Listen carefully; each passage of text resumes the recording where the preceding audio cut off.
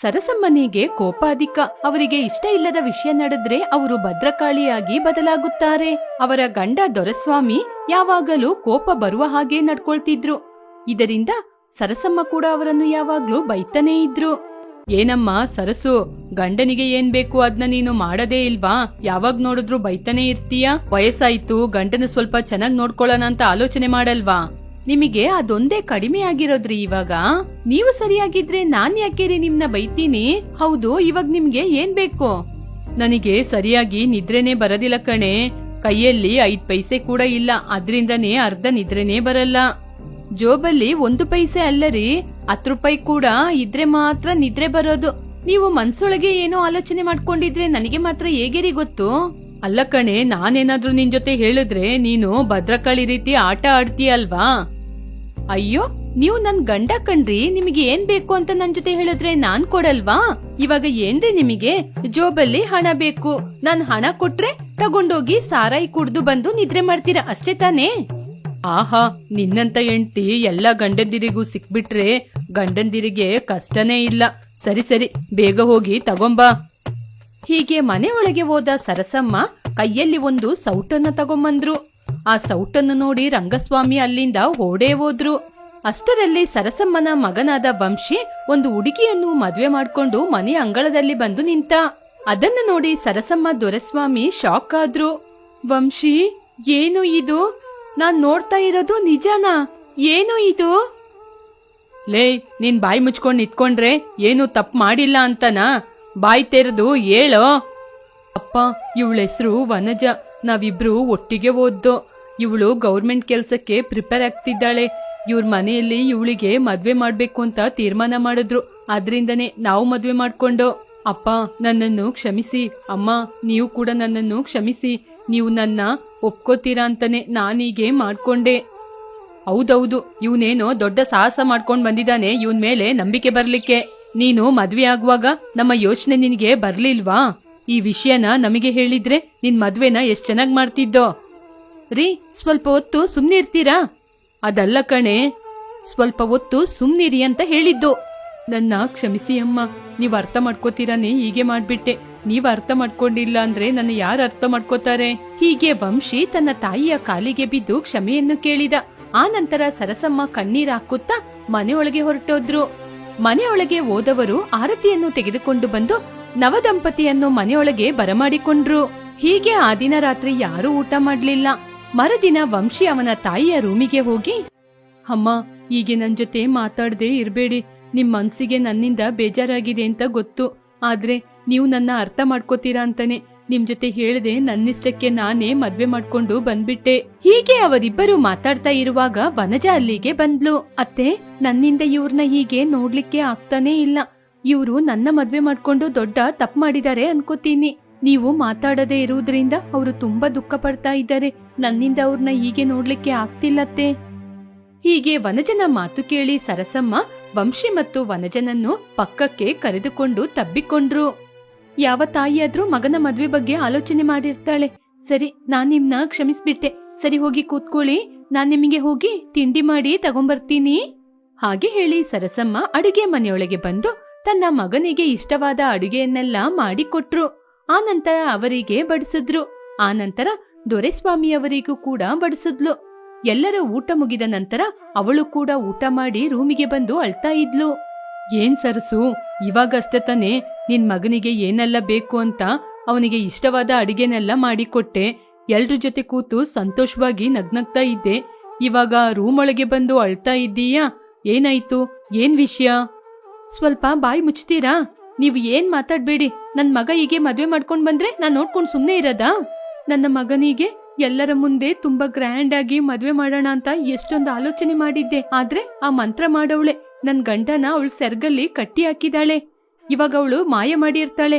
ಅವನು ಅವಳು ಹಿಂದೆನೇ ತಿರುಗ್ತಾನೆ. ಏನೇ ನೀನ್ ಹೇಳ್ತಾ ಇರೋದು?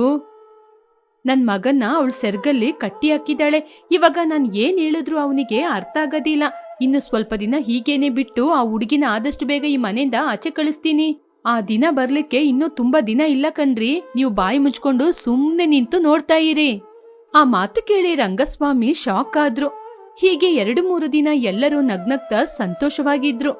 ಹೀಗಿರುವಾಗ ಒಂದು ದಿನ, ಅಮ್ಮ, ನಾನು ಇಷ್ಟು ದಿನ ಕಾಯ್ಕೊಂಡಿದ್ದ ಕೆಲ್ಸ ನನ್ ಕೈ ಸೇರುವ ಹಾಗಿದೆ. ಅದಕ್ಕೋಸ್ಕರ ನಾನು 1 ವಾರ ಪಟ್ಟಣಕ್ಕೆ ಟ್ರೈನಿಂಗ್ ಹೋಗ್ಬೇಕು. ತುಂಬಾ ಸಂತೋಷ ಕಣಪ್ಪ. ನಿನ್ ಹೆಂಡತಿ ಈ ಮನೆಗೆ ಬಂದ ಅದೃಷ್ಟ. ನಿನಗೆ ಕೆಲ್ಸ ಸಿಗ್ತಾ ಇದೆ. ಟ್ರೈನಿಂಗ್ ಮುಗಿಯುವಷ್ಟರಲ್ಲಿ ನಿನಗೆ ಕೆಲ್ಸ ಸಿಗುತ್ತಾ ಕಣೋ? ಹೌದಪ್ಪ, ಖಂಡಿತ ಸಿಗುತ್ತೆ. ನಾನು ಟ್ರೈನಿಂಗ್ಗೋಸ್ಕರ ನಾಳೆನೆ ಹೊರಡ್ಬೇಕು. ತುಂಬಾ ಸಂತೋಷ ಕಣಪ್ಪ. ರೀ, ಮಗ ಹೊರಡ್ಲಿಕ್ಕೆ ಎಲ್ಲ ಸಿದ್ಧತೆಗಳನ್ನ ಮಾಡಿ. ಅಮ್ಮ, ನಾನು ಹೋಗಿ ಬರುವ ತನಕ ವನಜಾನ ಹುಷಾರಾಗಿ ನೋಡ್ಕೊಳ್ಳಿ. ಅವಳನ್ನ ಬಿಟ್ಟು ಹೋಗ್ತಾ ಇದ್ದೀನಿ ಅಂತ ತುಂಬಾ ಬೇಜಾರಾಗ್ತಿದೆ. ಲೇ, ಮದ್ವೆಯಾದ ಆರಂಭದಲ್ಲಿ ನನ್ಗೂ ಕೂಡ ಹೀಗೇನೆ ಇತ್ತು ಕಣೋ. ನಿಮ್ ತಾಯಿನ ಬಿಟ್ಟೋಗ್ಲಿಕ್ಕೆ ಮನ್ಸೇ ಇರ್ಲಿಲ್ಲ. ಆಮೇಲೆ ಸ್ವಲ್ಪ ದಿನಗಳ ನಂತರ ಯಾವಾಗ ಇವಳನ್ನ ಬಿಟ್ಬಿಟ್ಟು ಓಡೋಗ್ತೀನಿ ಅಂತ ಆಲೋಚನೆ ಆಗ್ತಿತ್ತು. ರೀ, ಬಾಯಿ ಮುಚ್ಕೊಂಡು ಮಗನಿಗೆ ಹೋಗ್ಲಿಕ್ಕೆ ಎಲ್ಲ ಏರ್ಪಾಡುಗಳನ್ನು ಮಾಡಿಕೊಡಿ. ಇಲ್ಲಿ ನೋಡಪ್ಪ, ನೀನೇನು ಚಿಂತೆ ಮಾಡ್ಬೇಡ. ಸೊಸೆನ ನಾನ್ ನೋಡ್ಕೋತೀನಿ. ಸರಿ ಅಮ್ಮ. ಹೀಗೆ ವಂಶಿ ವನಜನಿಗೆ ಸಮಾಧಾನ ಹೇಳಿ ಟ್ರೈನಿಂಗ್ ಹೊರಟ. ವಂಶಿ ಹೋದ ನಂತರ ಸರಸಮ್ಮ ಬದಲಾದ್ರು. ಅತ್ತೆ, ನಾನು ಹೋಗಿ ಓದ್ತೀನಿ. ಏನಮ್ಮ, ನೀನು ಹೋಗಿ ಓದ್ತಾ ಕೂತ್ರೆ ಮನೆ ಕೆಲ್ಸ, ಅಡಿಗೆ ಕೆಲ್ಸ, ಬಾತ್ರೂಮ್ ತೊಳೆಯೋದೆಲ್ಲ ಯಾರಮ್ಮ ಮಾಡೋದು? ಅತ್ತೆ, ಇಷ್ಟು ದಿನ ಇದೆಲ್ಲ ನೀವು ತಾನೇ ಅತ್ತೆ ಮಾಡ್ತಾ ಇದ್ರಿ. ಇವಾಗ ನನ್ನ ಮಾಡ್ಲಿಕ್ಕೆ ಹೇಳ್ತಾ ಇದ್ದೀರಾ? ನನಗೆ ಎಕ್ಸಾಮ್ ಬರ್ತಿದೆ. ಇಲ್ಲಿ ನೋಡಮ್ಮ, ಇದೇನು ಛತ್ರ ಅಲ್ಲ ಎಲ್ರೂ ಕೂತು ಊಟ ಮಾಡ್ಲಿಕ್ಕೆ. ನಾನ್ ನಿನ್ನ ಅತ್ತೆ, ಕೆಲ್ಸದವಳಲ್ಲ. ಎಕ್ಸಾಮ್ ಎಲ್ಲ ಆಮೇಲೆ ನೋಡೋಣ, ಮೊದ್ಲೋಗಿ ಕೆಲ್ಸ ಮಾಡು.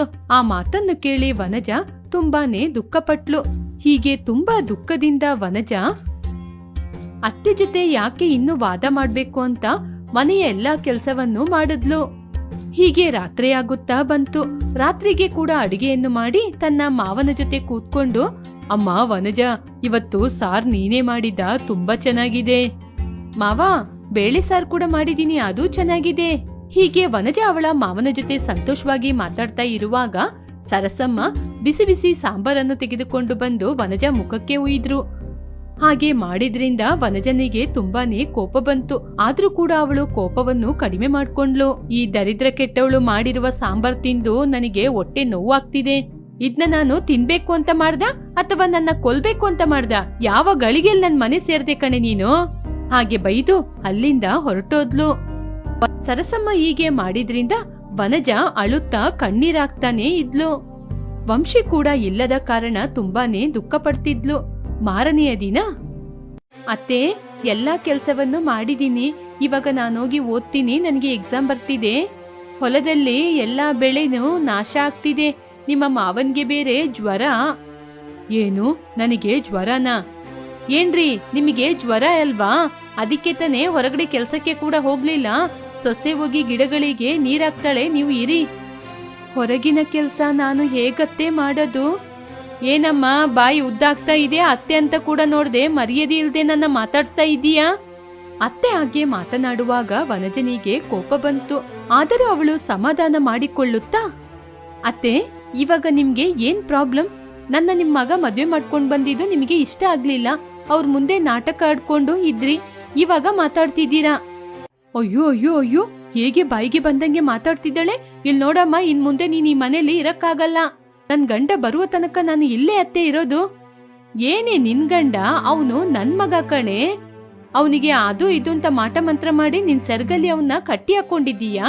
ನೀನ್ ಈ ಮನೇಲಿ 1 ನಿಮಿಷ ಕೂಡ ಇರಬಾರ್ದು. ಮನೆ ಬಿಟ್ಟು ಹೊರಗೋಗೆ. ಹೀಗೆ ಸರಸಮ್ಮ ವನಜಾನ ಕುತ್ತಿಗೆ ಹಿಡಿದು ಹೊರಗೆ ಹಾಕಿದ್ರು. ಸರಿಯಾದ ಅದೇ ಸಮಯಕ್ಕೆ ವಂಶಿ ಬಂದ. ತನ್ನ ಹೆಂಡತಿಯನ್ನು ಕುತ್ತಿಗೆ ಹಿಡಿದು ಹೊರಗೆ ತಳ್ಳಿದ್ದಕ್ಕೆ ತುಂಬಾ ಕೋಪಪಟ್ಟ. ಅಷ್ಟರಲ್ಲಿ ಸರಸಮ್ಮ ನಾಟಕವನ್ನು ಶುರು ಮಾಡಿಯೇ ಬಿಟ್ರು. ಬಂದಿಯಪ್ಪ, ನಿನ್ ಹೆಂಡತಿ ಏನ್ ಮಾಡಿದ್ಲು ಅಂತ ಗೊತ್ತಾ? ಅತ್ತೆ ಅಂತ ಕೂಡ ನೋಡದೆ ಮನೆ ಕೆಲ್ಸ, ಅಡಿಗೆ ಕೆಲ್ಸ ಎಲ್ಲ ಮಾಡಕ್ ಕೇಳಿದ್ಲು. ನನ್ನ ಮರ್ಯಾದೆ ಇಲ್ದೆ ಮಾತಾಡಿದ್ಲು. ನನ್ನ ಗಂಡ ಬರುವಷ್ಟರಲ್ಲಿ ಈ ಮನೆ ಬಿಟ್ಟು ಹೊರಗೆ ಹೋಗುವಂತ ನನ್ನ ಕುತ್ತಿಗೆ ಹಿಡಿದು ಹೊರಗೆ ಹಾಕಿದ್ಲು. ಹೀಗೆ ತನ್ನ ಮಗನಾದ ವಂಶಿನ ತಬ್ಬಿಕೊಂಡು ಅಳ್ತಾ ಇದ್ಲು. ಅಮ್ಮ, ಸಾಕು ನಿಲ್ಸಿ, ನನಗೆ ಎಲ್ಲ ಗೊತ್ತು. ನಾಟಕ ಮಾಡಿದ್ದು ಸಾಕು. ಏನೋ ಮಾತಾಡ್ತೀಯಾ? ಈ ಅಮ್ಮನ್ ಮಾತ್ನ ನಂಬಲ್ವಾ? ನೆನ್ನೆ ಬಂದವಳು ನಿನಗೆ ದೊಡ್ಡವಳಾಗ್ಬಿಟ್ಲಾ? ಅಮ್ಮ, ನನಗೆ ಅಪ್ಪ ಎಲ್ಲ ವಿಚಾರವನ್ನು ಹೇಳ್ಬಿಟ್ರು. ನೀವು ಮಾಡೋದು ತುಂಬಾ ತಪ್ಪು. ಇವಳು ನನ್ನ ನಂಬಿ ಬಂದಿದ್ದಾಳೆ. ಇವಳು ಬರೋದಿಕ್ಕೆ ಮುಂಚೆ ಅವ್ರ ಮನೇಲಿ ಏನ್ ಹೇಳಿ ಬಂದಿದ್ದಾಳೆ ಅಂತ ಗೊತ್ತಾ? ನನಗೆ ತಂದೆ, ತಾಯಿ, ಅತ್ತೆ, ಮಾವ ಎಲ್ಲನೂ ನನ್ ಗಂಡನ್ ಮನೆಯವ್ರೆ ಅಂತ ಹೇಳಿ ಬಂದಿದ್ದಾಳೆ. ಆದ್ರೆ ನೀವೀಗೆ ಮಾಡ್ತೀರಾ ಅಂತ ನನ್ ಕನ್ಸಲು ಅನ್ಕೊಂಡಿರ್ಲಿಲ್ಲ. ನನ್ ಮೇಲೆ ಇರುವ ಪ್ರೀತಿಯಲ್ಲಿ ನನ್ನ ಹೆಂಡತಿನ ಚೆನ್ನಾಗಿ ನೋಡ್ಕೋತೀರಾ ಅಂತ ಬಿಟ್ಟೋದೆ. ನನಗೆ ಎಲ್ಲಿ ಸಿಗೋದಿಲ್ಲ ಅಂತ ಈ ಮದ್ವೆಗೆ ನಾನೇ ಅವಳನ್ನ ಒಪ್ಸಿದ್ದು. ಆವಾಗ್ಲೇ ಅವಳು ಹೇಳಿದ್ಲು ನಿಮ್ ತಂದೆ ತಾಯಿ ಜೊತೆ ಒಂದ್ ಮಾತ್ ಕೇಳಿ ಅಂತ. ನಾನೇ ಬೇಡ ಅಂತ ಬಿಟ್ಬಿಟ್ಟೆ. ವಂಶಿ ಹಾಗೆ ಹೇಳಿದಾಗ ಸರಸಮ್ಮನಿಗೆ ಏನ್ ಮಾತಾಡ್ಬೇಕು ಅಂತ ಗೊತ್ತಾಗದೆ ವಂಶಿಯನ್ನು ನೋಡಿ ಆನಂತರ ವನಜನ ನೋಡಿ ಅಳುತ್ತಾ ಕಣ್ಣೀರ್ ಹಾಕುತ್ತಾ ವನಜನ ಹತ್ತಿರ ಹೋಗಿ, ನೀನು ನನ್ಕಿಂತ ವಯಸ್ಸಲ್ಲಿ ಚಿಕ್ಕವಳಮ್ಮ, ಇಲ್ಲದಿದ್ರೆ ನಿನ್ ಕಾಲಿಗೆ ಬಿದ್ದು ಕ್ಷಮೆ ಕೇಳ್ತಾ ಇದ್ದೆ. ನಿನಗೆ ತುಂಬಾ ಕಷ್ಟ ಕೊಟ್ಬಿಟ್ಟೆ. ನಿನ್ನಂತ ಸೊಸೆ ಸಿಗ್ಲಿಕ್ಕೆ ನಾನೇ ಪುಣ್ಯ ಮಾಡಿರ್ಬೇಕು. ನನ್ನ ಕ್ಷಮಿಸಮ್ಮ. ಪರವಾಗಿಲ್ಲತ್ತೆ, ಚಿಂತೆ ಮಾಡ್ಬಿಡಿ. ನನಗೆ ಅತ್ತೆ ಅಮ್ಮ ಎರಡು ನೀವೀಗೆ ಚಿಂತೆ ಮಾಡಿದ್ರೆ ಹೇಗತ್ತೆ?